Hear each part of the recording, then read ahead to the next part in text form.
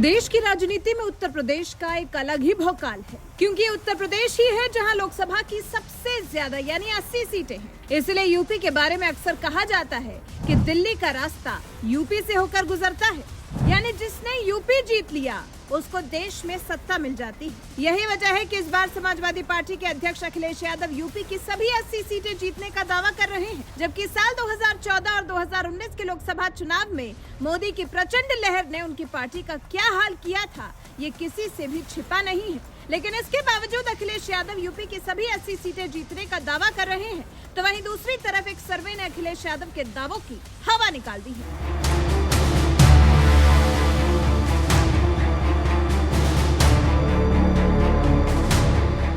दरअसल साल 2014 के लोकसभा चुनाव में जब मुलायम सिंह यादव समाजवादी पार्टी की कमान संभाल रहे थे, उस दौरान प्रचंड मोदी लहर में सपा की ऐसी हालत हुई कि पार्टी को 80 में से महज 5 सीटों पर ही जीत नसीब हो सकी।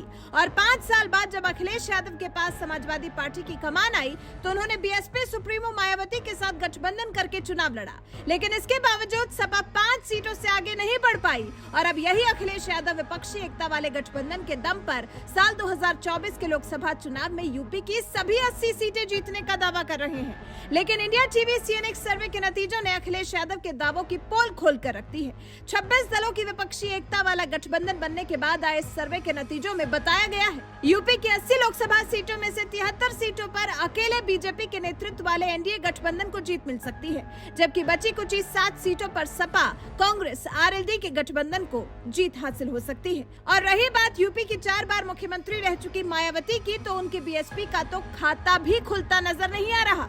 इस सर्वे में बीएसपी को एक भी सीट नहीं मिली है। वैसे एक बात और आपको बता दें, जब से मोदी सरकार सत्ता में आई है, बीएसपी की हालत कुछ अच्छी नहीं रही है। 2014 के लोकसभा चुनाव में जहां बीएसपी का खाता भी नहीं खुला था, तो वहीं 2019 के लोकसभा चुनाव में बीएसपी को 10 सीटों पर जीत मिली थी।